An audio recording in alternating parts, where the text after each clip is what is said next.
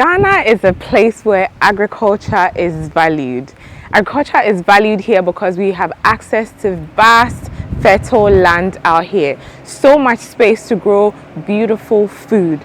The space in the market presents itself in processing. There's very minimum corporations that are doing food processing. In this video, we're going to speak to Coco. Coco owns a 2,000-acre farm in the Volta region somewhere, and out here within the Teshie area, she processes a lot of her stuff into dried goods for sale, and she sells it to big up corporations and to individuals as well. Today we're going to get to know her, find out her story, find out about what inspired what she's doing out here today. So yeah, let's get right into it, and I'm going to bring Coco right in.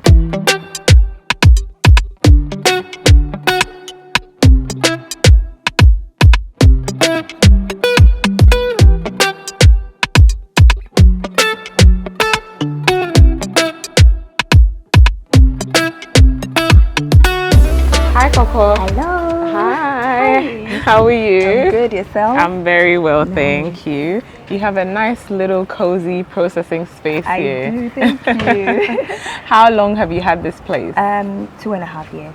Oh, okay. Okay. 2.5 So you've been in it. I mean, not too long, but yeah, it's a decent amount. We still say we're a startup. So. Yeah, okay. Yeah. I'd love to get to know your story and all the details of it. Okay. But before that, can you show me around and show me Yes, what you've why got not? here? Okay, come on. Okay. This is where we call our processing room. This is where we Okay. do our processing. Okay. Cleaning of the peppers, any other spice, washing, drying, grinding. Okay. Everything happens in this In room. here, Yeah. okay. And do you do everything yourself, or do you have people that? I have people that help me. That help you I have as well. 5 other staff members that work in here. Okay. Those are permanent staff, and 7 others who are not permanent. They're just They temporary. come and go. go. Oh, Yeah. okay, Yeah. cool. So what is this machine? What's that? This machine is for sachets.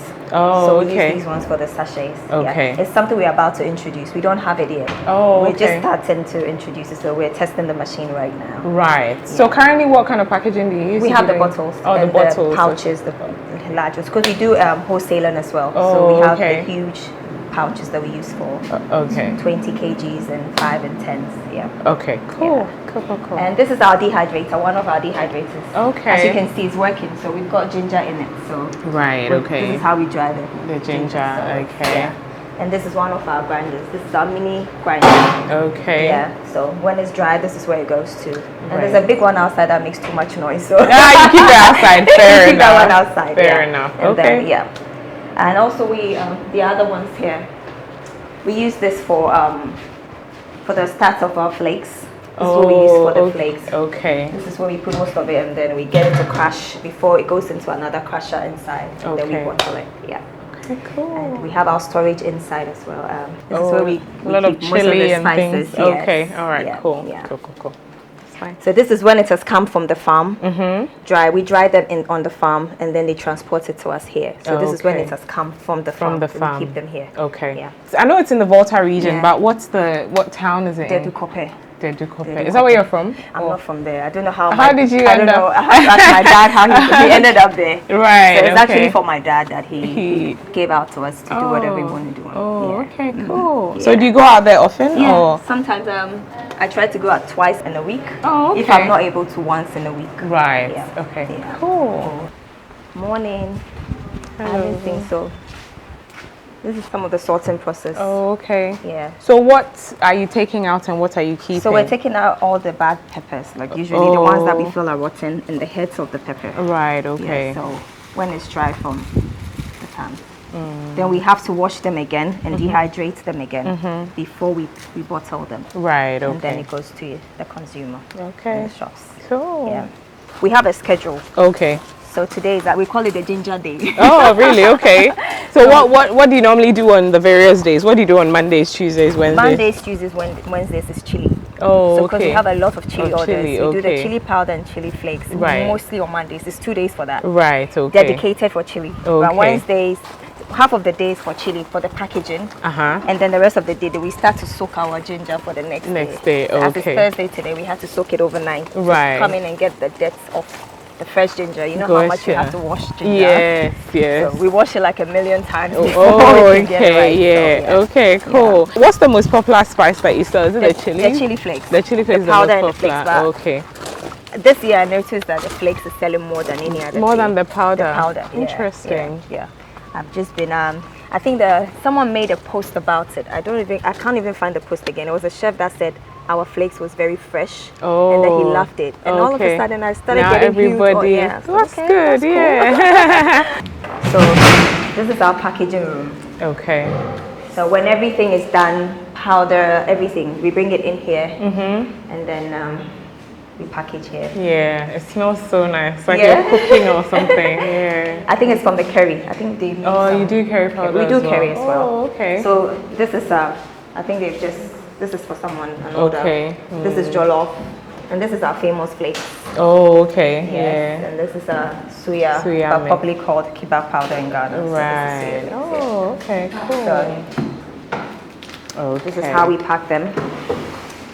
So this is an order ready to go out. Yeah. Okay. Yeah. Well, this is what mixed Mixed spice. spices. So what are the spices you've got? It sounds like you have a lot. We have 14 range. Oh, okay. Yeah. Chili powder, chili flakes, ginger powder, garlic powder, onion powder, curry powder. We have turmeric. Okay. We have mixed spice. We have jollof seasoning. We have the suya mix. Or we have rosemary. We have bay leaves, black pepper, white pepper. I think that's it. Okay. No, we have nutmeg and we have the cloves. Okay. We just recently introduced the nutmeg and then the cloves. Okay, Yes. cool. Yeah. Cool. Is that curry? Okay, Curry so powder, okay. this is the process. Oh, okay. We have the storage of our bottles upstairs. So when there's an order, they go upstairs, grab the bottles, come down, make sure whatever you're going to package, everything is right here. Oh, okay. So this is the process. Okay. What do you use to make curry powder?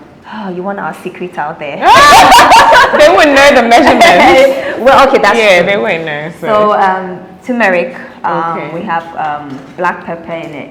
Well, I think the best person to tell you is our chef here. Why not? Oh, Let me put it okay, in. you tell us then. Tell us what you put in. So I'm not telling you everything. That's fine. Tell us But what you then our want to main tell us. ingredients, we use a turmeric, Okay. coriander, mustard seeds, Oh, yeah, okay. and then cumin Oh, okay. and bay leaves and a little of the rest. The rest. Black pepper. Okay, the secret. The main one is the turmeric and then the cumin because it gives Right. it that really nice smell. Yeah. Yeah. Oh, okay. And how do you know how to make curry powder? Because I taught it. Okay, you taught her. Okay. Did you go to school to learn spices or? Okay, let's be honest here. So we sat online. Okay. I sat with some Indians and I asked them, what do you really put in the curry? Oh, okay. And I wanted to make it to our taste, the Ghanaian taste. So Yeah, I found out sure. the main ingredients and I Right. told her to do a research. She's a chef. Right. And I said, okay, go ahead, do your own research. I'll do mine. We'll come Okay. together and then we'll And see what then we put can do. something So we came here one night and then we started putting things together. We started putting the ingredients, but they never told us the measurements. Right. So it took us almost a whole week to be able to figure it develop out. exactly. Yeah, So okay. yeah, Gotcha. that's what happened. Yeah. Cool. Well, it smells Okay. very nice, so I'm sure it tastes Well, good. it tastes very, very nice. This is where we keep our bottles and cartons and everything else comes in here and then. Okay. So this is where we take stock and then we go down there and we'll package it. Okay, cool. Yeah. All right, Coco. So you started this two and a half years ago. years ago, yeah. What inspired it? Why did you decide to do this? There was a journey to the north with my parents one time and then on our way, I realized the amount of waste of our food products that was out there. And I just felt, why can't we put value on our food? Why can't we have storage places to keep what is? Because my mom stopped to buy food, tomatoes to be precise, and then we had 4 crates of tomatoes. And this woman was willing to give it to us 20 cedis, a whole crate of tomatoes, because they were going rotten. Bad, yeah. And if she doesn't sell them by the close of day, she's lost that whole amount of money and everything is gone. So on the journey back, I said to myself, there must be something we can all do, even in our small little way, to put value on our food, so that we can sell in Ghana and then we all make money and then we help the farmers as well. So I said, okay, my father has farms, 2,000 acres lies somewhere. I'm going to go into farming. And then I was interested in tomato just because I saw what happened with the tomato on the way here. Right. So the whole thing was to start a tomato farm, have my own farm and then buy from others and have a processing plant where we can store and process our own tomatoes into the paste, into the chunks and whatever we use for cooking, rather than importing them into Ghana. Yeah. So that was how we started. Okay. Recognizing this need, like this space where you feel like you could fill. Up until finally starting this, what were some of the things you did? So you wanted to do the tomato farm, and then you didn't end up doing that. So then what did you end up doing? So I did start, but it was capital intensive. Oh, okay. I needed machines and the farm, the acres of farm you needed to grow tomato, the type of tomato you needed to grow, the storage facilities. Right. So I started to ask for funding, but we're living in Ghana. It's difficult for the banks or whatsoever to give you funding for a project like this. They always want you to start and then they can take it from there. Right. So I did start. I traveled around to get, learn about tomato processing and all of that. But then it all came back to, you needed a factory, you needed somewhere to the processing plant, and it's quite expensive. Then along the line, someone asked me from Saudi if I could supply them with chili flakes and chili powder. Oh, okay. It was around the COVID era, so I think everybody was looking for food to store, and this is my friend. So he asked if I could get chili powder for them from Ghana and Nigeria, and I said, chili powder? Well, we sell chilies on the streets everywhere. I could get you that. But he was asking for a container load full. Oh, right. And he was asking for an end value where we have packaged and everything. I went around to look for packaging, people who are already into chili powder and chili flakes to see their products, because I like things done in a certain way. I didn't like the packaging, and I said I didn't want to portray Ghana in that manner out there. So I said, okay, well, I'll sit online, look for packaging materials, and then when I bring it, I'll just give it to a company here for them to give me the powder so that I could sell to my people. But then I noticed that most of the companies that I went to, or some of the market women that I engaged, they were mixing the chili powder with other things, so they can get volume and the quality. No wonder it's not spicy anymore. Yeah, that's why most of them are not spicy. So they could get volume and sell and get more money. I was like, you know what? I'll just get a machine on my own and do it. But I realized that, oh my God, I was getting into something bigger than I thought. So eventually at home, I bought a scale. I imported the bottles. I got someone to do the labels. I had to do all of this in the house. So it was my dad's summer hut that we started. Right. Yeah, so I got everybody in the house working on it. But then along the line, they called and they said we were wasting too much time. The quantity that they were looking for was too much, and I was wasting time. The buyer was getting irritated, so they got it from Niger and in Nigeria. I said, okay, no worries. But my friends looked at the bottle and what I had done, and they were like, you know what, why don't you sell this in Ghana? I was like, I'm not into spices, because I was really focused on getting the tomato. And then we looked at it and we were like, okay, we'll start. And then here we are. Wow. Yeah. So you started selling it from home? From home. Okay. I'll send it to my friends, they will buy it, and then they keep telling me, people will send me messages and say, the suya is really nice, the kebab powder is really nice. How do we get them in the shops? And I was like, oh, I wasn't even looking at it that way. Right. But it just started to grow. And then my boyfriend back then is like, why don't you just get up and do it? Because people like it, so you should just rush into it and then do it. It will sell. And I said, okay, I was still dragging my feet and that, but you know what? We started and here we are. Okay. Yeah. So once you felt like there was a need for it, then you decided to move into this space and then create this. Yeah, because I got to a point. The summer hut wasn't doing it for us. We needed space, and you needed a clean space because we're getting contamination because we had an open space. So when you're doing these things, I had to learn along the way. Yes, because it's food related. Because it's food related. So I had to go to the FDA. They had to give me a whole lot of list of what I need to do, what I need to prevent contamination and all of that. So the FDA, they helped. They gave me a hard time, but they did help. But we needed a space. It didn't have to be a bigger space, but bigger than where we were, an enclosed area where we do our packaging, to bring our food for.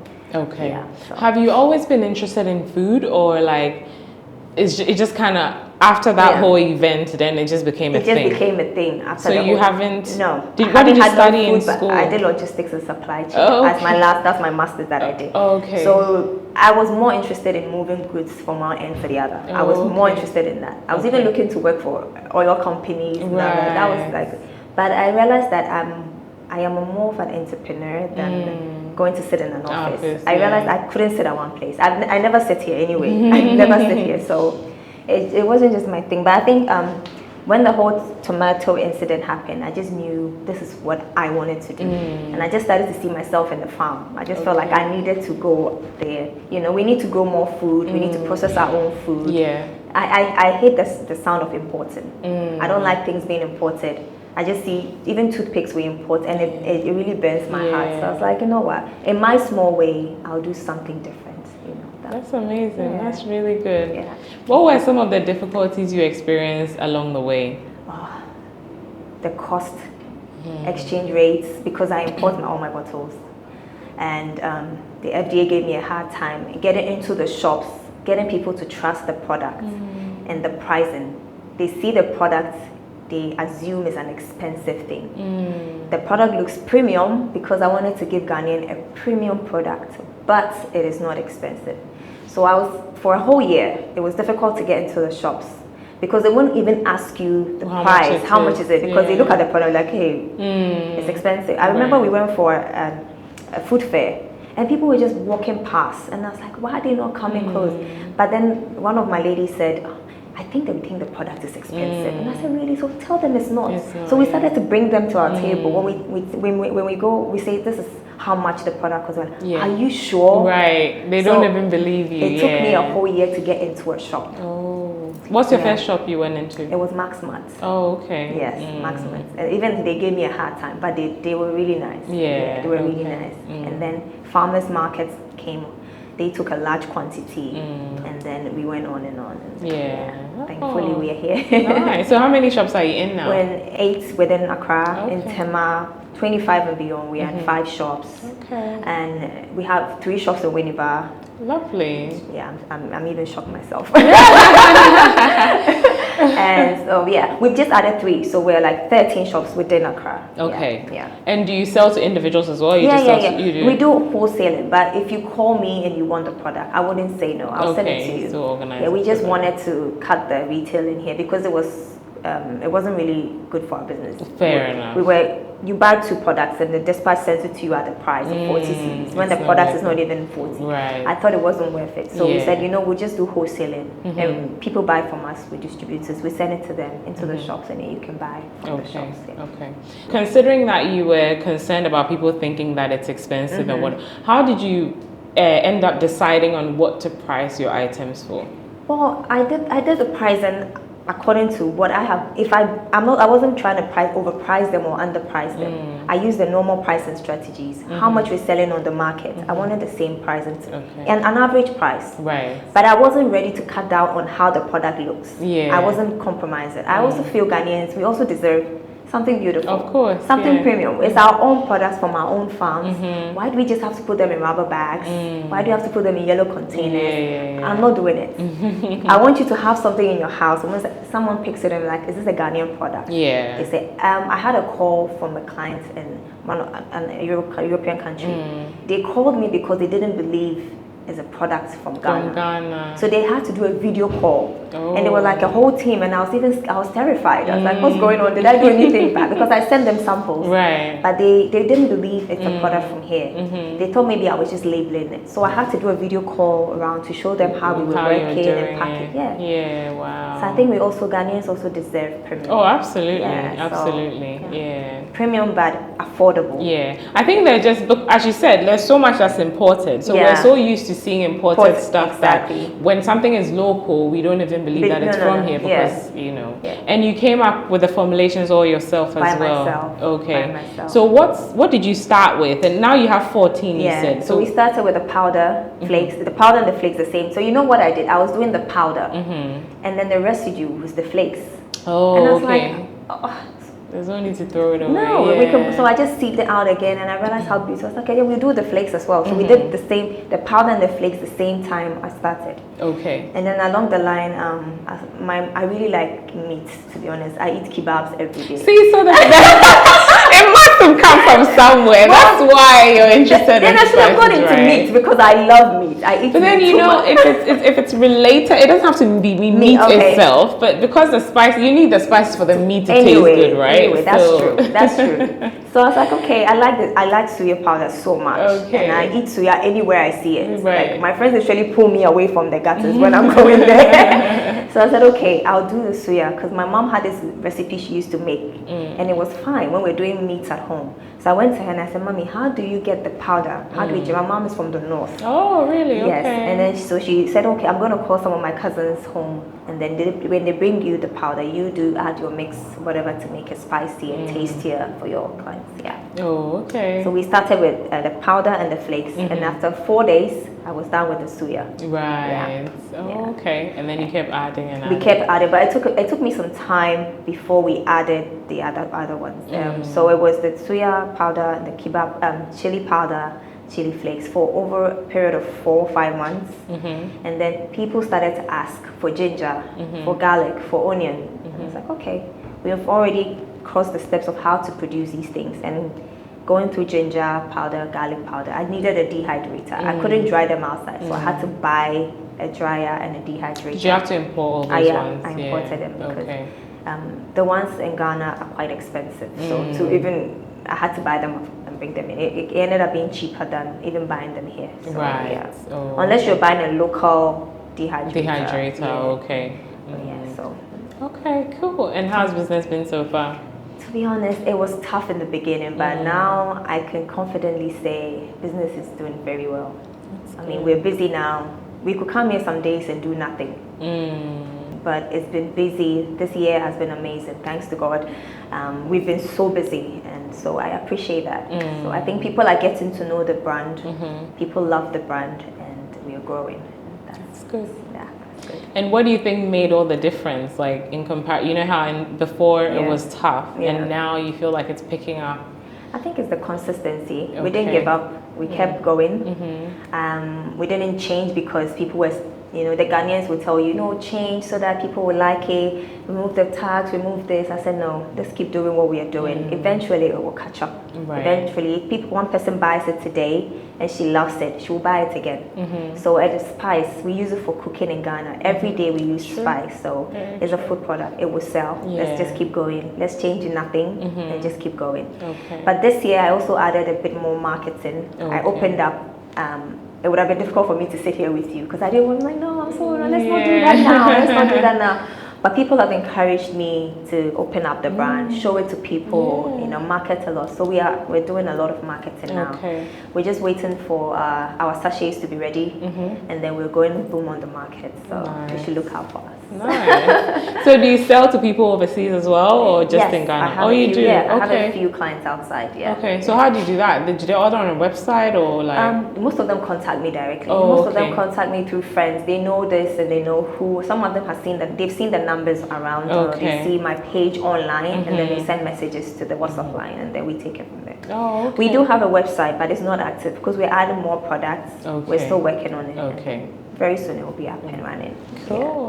Nice. Well, you're doing really Thank well. you. That's very, I very hope I am. good. I hope you like what you see here. So far, I So do. far, So right. far, I haven't tasted anything yet, but it smells so good You in will there. taste. so I'll I'm make sure you taste it. What do you love about it? What do you enjoy about I it? like seeing the final products. Okay. I don't know, it gives me some sort of satisfaction.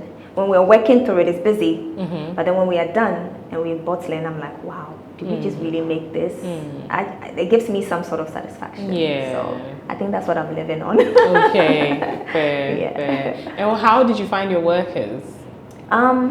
I put it out there, I was looking for workers. So initially it was just the chef downstairs you met. She's our in-house chef. People call her to make food for them and we use our products and stuff. Okay. And then one other cousin of mine. It was just the three of us in here. But when it gets busy, we were really tight. So I needed to ask for more hands. And we had women that come in. So I employ mostly women. Hi, I'm Daphne. I work at Afcot as a production assistant. I'm Frida. I'm a production assistant at Taste of Spice. My name is Rebecca J. I'm a production assistant. Hi, my name is Lavadra and I'm the production manager of Afcot International. My name is Stephanie and I'm the operations manager. Because I try to encourage, women at work and all of that. They come in when we bring produce from the farms. There are 7 of them. Okay. Yes, so they come in later to help in the cleaning and the Right. washing and all of that. Ooh, oh.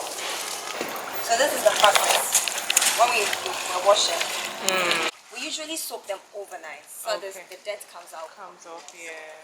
But as you can see, she has soaked some before. Already, yeah.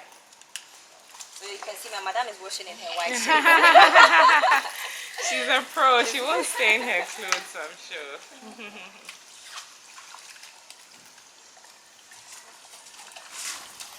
Quickly do some so that we can.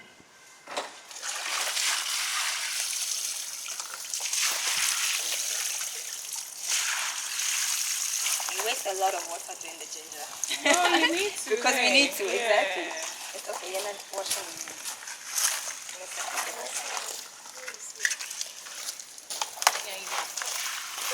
When she washes here, we put it back into this pan and into the basket. Wash it again.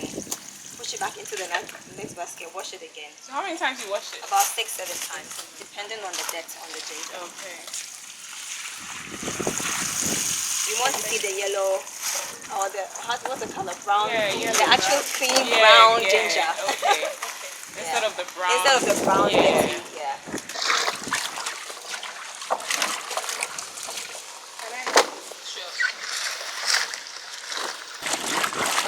Yeah, I the like water to- is starting to Yeah. Sorry, you're going to say. I was like, I want to do it in a way that I can eat the product that Yeah. I'm selling to the market. So if it's not clean, I wouldn't eat it. So. Before we start to slice the ginger, this is what I like to see. The water is crystal clear. Yeah. So we have a sieve that we just use to collect these ones on top, and then that's it. Okay. It's ready to be sliced and into the dehydrator. Okay. Yeah. It becomes like really little once you So, dehydrate it. You dry a whole sack of ginger, you really get some Just small, a tiny bit, of powder yeah. to sell.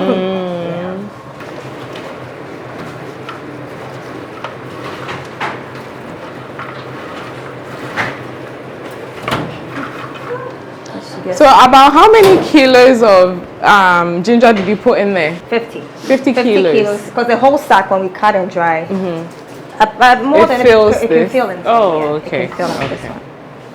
The sack is usually 50 kg. So when Right. we wash a whole sack and dry, And dry. it's able to Okay. fit into And how much powder will that give you? It gives us about 30 kgs. Okay. So about half. About half of it, Yeah, yes. okay. Yes. It's here. So this is it. This is usually this. This is when it goes into the grinder. And then it comes out from here Is there a reason why you put that cloth around it? to prevent it from flying Flying around. everywhere. Okay. Yeah, Okay. so it comes in here and then And then you that get is the pure ginger powder. ginger. Yeah, Okay. that's it. Do you want to taste how hot it is? Yeah. I can even smell it from here. Like I can smell the ginger. It's definitely very spicy. Pure ginger, Pure ginger, definitely. nothing mixed Yeah, in, there's so. nothing in there. Yeah. So Oh, lovely. this is our ginger process. Okay. From here, we'll have to take it inside To bottle, bottle it. them and put Okay. labels on them. Okay, cool. Yeah, you just putting them in the bottles now.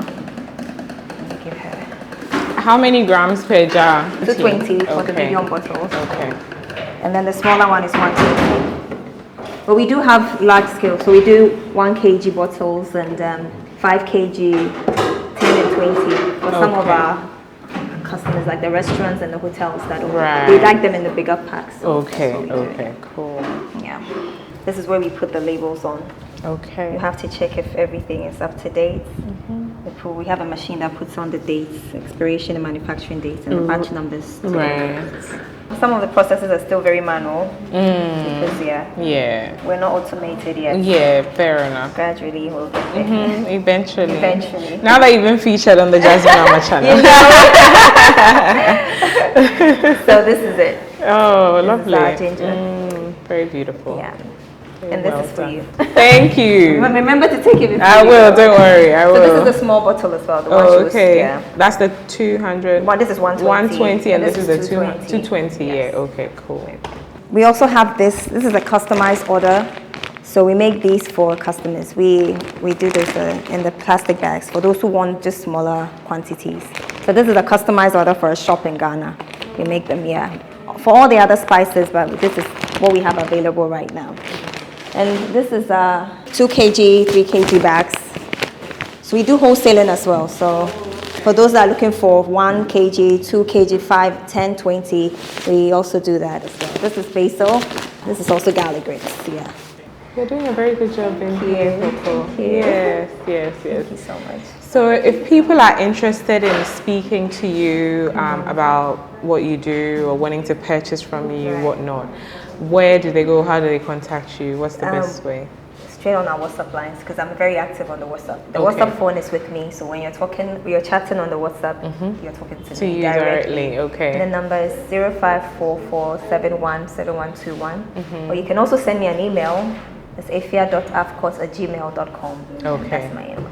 At afcourt@gh on Facebook and then Instagram as well. Okay. Yes. Cool. Perfect. I think Coco is doing incredible work here. We always talk about like food wastage and things like that out here in Ghana, and this is clearly something that is helping to reduce all of that. And it's just very inspiring because she's just as young as I am, and she's doing all of this, you know. It's very, very inspiring to see. So if you guys want to contact her, all her information will be in the description box below as well as on the screen. Thank you for being on the channel. It was lovely. Thank you. I appreciate it. I know how to make ginger powder. Yes. Now. I probably won't Just make it wash though. it I'll well. come by. I'll come by. Yeah. All right, guys. If you've enjoyed this video, make sure you give me a thumbs up. Subscribe if you haven't already. Don't forget to follow your bliss. So the life is short. Follow your bliss. Daddy Payeding. Follow your bliss. Daddy Visibia. And follow your bliss. Nadine Mada. Take care, guys. I'll see you in the next one. Bye.